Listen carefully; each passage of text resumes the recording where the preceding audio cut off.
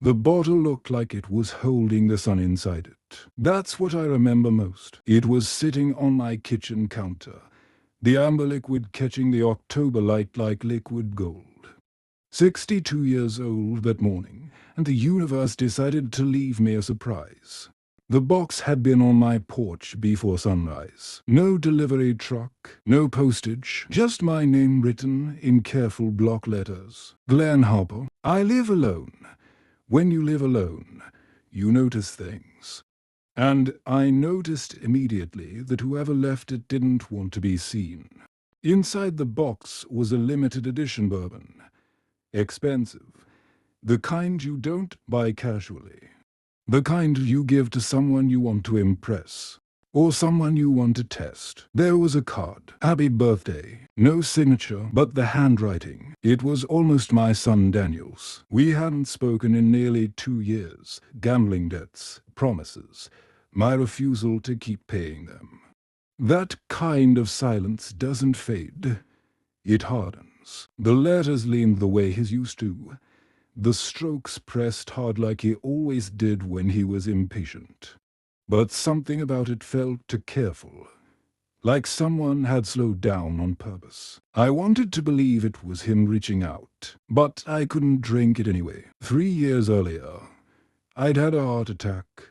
3 stents and one very stern cardiologist later. Alcohol was off the table permanently. Not even a sip. My heart couldn't afford nostalgia. So I did what felt generous. I called Martin. Martin Alvarez had been my closest friend for decades. Lost his wife the previous spring. He appreciated good bourbon like some men appreciate fine art. I've got something you'll enjoy more than I can, I told him. He laughed. You don't drink. Exactly. An hour later, the bottle was riding shotgun in my truck. I remember feeling lighter than I had in months. Like even if my son and I didn't speak, I could still do something good. Martin's eyes widened when I handed it to him. Glenn, this is serious stuff. Don't save it, I told him. Open it tonight. He promised he would. If I had known that promise would nearly kill him, I would have poured it down the sink myself. Instead, I went home feeling content. At 12:47 a.m., my phone rang. Nothing good ever begins at 12:47 a.m. It was Isabella, Martin's daughter. He's at St. Luke's, she said, voice breaking. They think it's poisoning. The word didn't make sense. From what? He had dinner. He opened that bourbon you brought over, and then he started vomiting. He's burning up. They're pumping his stomach. The kitchen suddenly felt very small in my memory. The golden light, the careful handwriting, the unsigned card. At the hospital, machines surrounded Martin like mechanical vultures. A doctor said toxic exposure. I said bourbon. By the next afternoon, the lab confirmed it. Ricin, highly concentrated, enough to kill a healthy man within hours. Martin survived because he didn't finish the glass. That evening, my phone buzzed. A no number. Hope you enjoyed your birthday gift. That's when I understood something cold and precise. The bottle had never been meant for Martin. It had been meant for me. And whoever sent it now knew I was still alive. I always believed betrayal would feel loud. Shouting. Breaking. Explosive. It wasn't. It was quiet. Detective Monroe came back the next morning with a folder tucked under her arm. She didn't sit this time. Mr. Harper, she said gently, we need to talk about your life insurance. I frowned. What about it? When was the last time you reviewed your policy? Years ago. She opened the folder and slid a document across my kitchen table.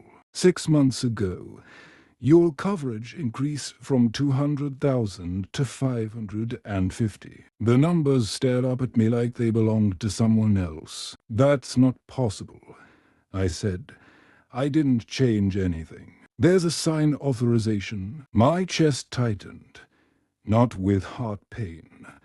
but with something colder. I called Summit Life while she stood there. After a few minutes of hold music, a representative confirmed it. The change had been processed online. Identification verified. Signature approved. They emailed me the form. I opened it slowly. There was my name. There was my address. There was my signature. Except it wasn't mine. It looked right at first glance. But the G in Glen was too tight.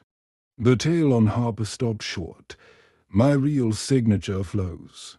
This one paused, like someone copying from memory. Beneficiary, I asked quietly. Monroe didn't answer. I already knew. Daniel Harper, my only son. The room felt smaller. I thought about the bourbon, the unsigned card, the careful handwriting that almost matched his, the text message from the unknown number. Hope you enjoyed your birthday gift. My hands started to shake, not from fear, but from understanding. This wasn't sudden, I said. No.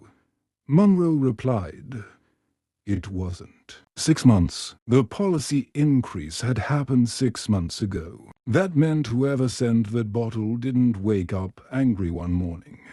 They prepared.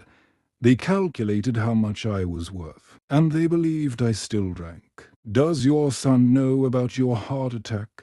She asked. No, so as far as he knows. I'd have poured a glass. The words hung between us. If I hadn't given the bottle to Martin. If I'd decided to celebrate alone. If I'd taken just one sip.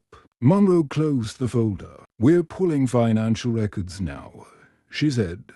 Credit cards, online purchases, prepaid cards. I nodded. There are moments in life when denial is still possible. This wasn't one of them. That evening, I sat alone at my kitchen table, staring at the empty spot where the bourbon had glowed in the morning light. I kept seeing Daniel at 8 years old, sitting beside me at this same table, learning how to sign his name for the first time. He used to press too hard with the pen, said it made it look stronger. Now someone had pressed too carefully, and I couldn't decide which hurt more. That someone wanted me dead, or that I already knew who had practiced writing my name. There's a particular kind of silence that follows suspicion. It's heavier than grief. Grief is loud inside your chest.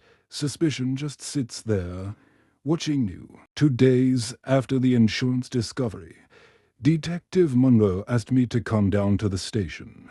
I hadn't been inside a police station since I was 19 and dumb enough to drag race on a county road. This felt different. She closed the office door behind us and placed a tablet on the desk. We obtained a warrant, she said, for Daniel's laptop and phone. My throat tightened, but I nodded.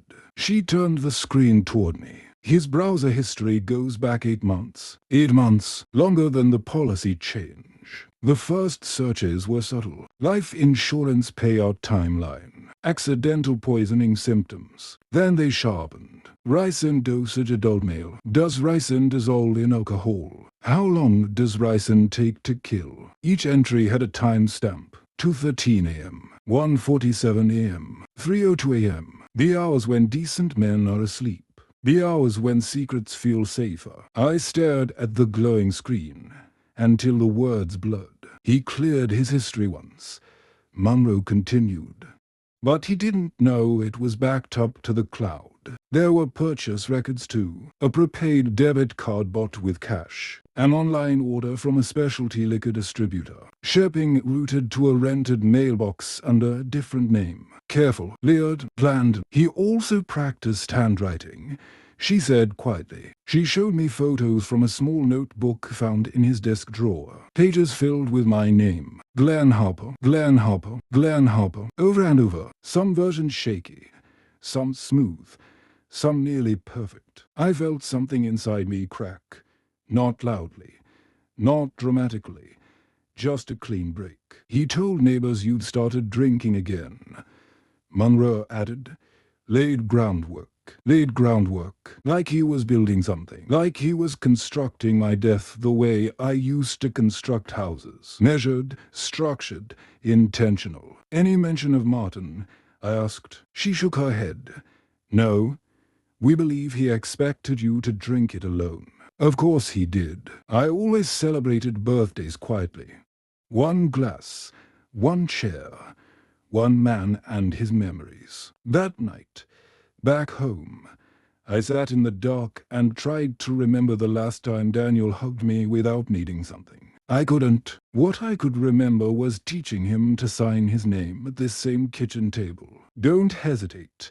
I told him back then, confidence makes it real. Now I knew something I wished I didn't. He hadn't hesitated when he searched how much poison it would take to stop my heart. And somewhere between 2:13 and 3:02 in the morning, my son decided I was worth exactly $550,000. They arrested Daniel on a Thursday afternoon. No drama, no shouting. Just the quiet click of handcuffs in his driveway while a neighbor pretended to check the mail twice. I watched from across the street. A father shouldn't witness that. But I did. He didn't look at me at first. He kept his eyes on the patrol car. Door tight, shoulders stiff. For a moment, he looked like a stranger wearing my son's face. Then, just before they placed him inside, he glanced up. There was no apology there, just frustration. At the station, they let me sit in on part of the interrogation. I don't know why I agreed. Maybe I needed to hear it from him. Maybe I needed him to deny it one more time. Detective Monroe laid the evidence out slowly. Browser history, prepaid cards, the rented mailbox, the handwriting notebook. Daniel listened without interrupting. When she showed him the pages filled with my name, something flickered across his face, not guilt. Annoyance. You practiced a long time, she said evenly. Silence. You increased your father's policy 6 months ago. Silence. You researched lethal dosages. His jaw tightened. Finally, he spoke. It wasn't supposed to hurt. The words landed wrong. Monroe leaned forward. What wasn't? He wasn't supposed to suffer. Daniel snapped. It was quick. It would have been quick. Would have been. Not, I didn't do it. Not, you're mistaken. Just a complaint about efficiency. I felt my stomach turn. You were in debt. Monroe continued. Over 200,000. His eyes flashed then. You don't know what it's like. I almost laughed. You think I don't, I said quietly. He looked at me then, really looked at me. You were going to die anyway, he said. The room went still. Heart attack, each medication. He'd calculated all of it. It would have looked natural. He added, no one would have questioned it. I thought about the golden light in my kitchen.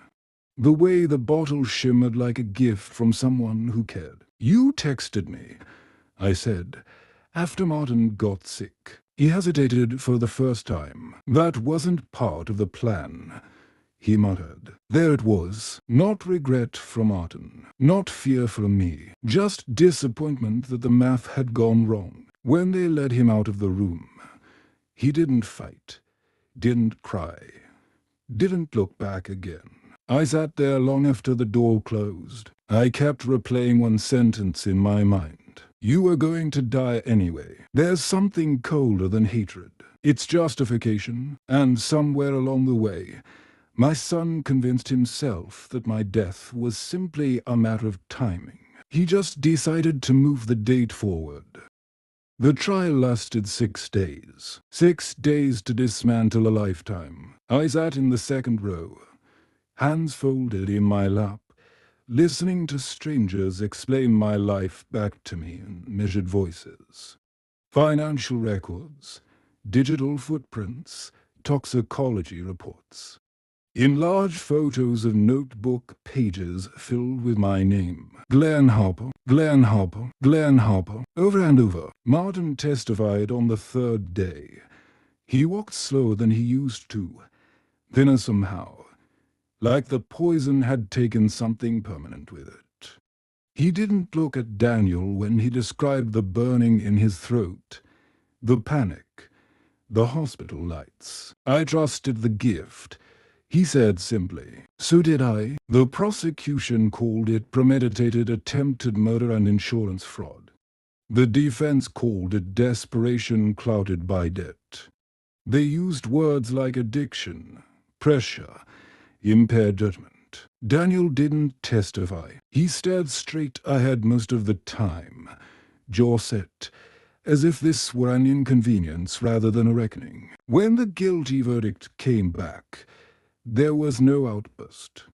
Just a small exhale from somewhere deep in my chest. 25 years. No parole for a 15. The judge spoke about calculated harm and breach of trust. About how some crimes wound deeper than flesh. Daniel glanced at me once when they led him away. There was something there this time. Not anger, not quite regret. Maybe the first flicker of understanding that consequences are heavier than debt. Or maybe I imagined it. People keep asking how I feel. Relieved? Vindicated? I don't know. I wake up every morning the same way I did before. 5:40 a.m. Barefoot on cold tile, opening the front door to let the air in. But now I check the porch differently. Not because I expect another package. Because I understand how quietly danger can arrive. Martin comes by on Sundays. We drink coffee instead of bourbon. Sometimes we sit without talking. Surviving something together builds a strange kind of brotherhood. The insurance company restored my policy to its original amount. I almost cancelled it entirely. In the end, I didn't. Life is fragile enough without pretending it isn't. Sometimes I sit at the kitchen table and sign my name on scrap paper. The loop of the G, the sweep of the H. Fluid, confident, mine. I think about the morning that bottle held the sunlight. About how close I came to not seeing another one. A simple decision saved me. A simple act of generosity nearly killed my best friend. I used to believe trust was automatic between blood. Now I know better. Trust is built, maintained, protected, and when it breaks, it doesn't shatter loudly. It settles into you quietly. Like poison in a glass of something beautiful. But I'm still here, and that, at 62, feels like its own kind of verdict.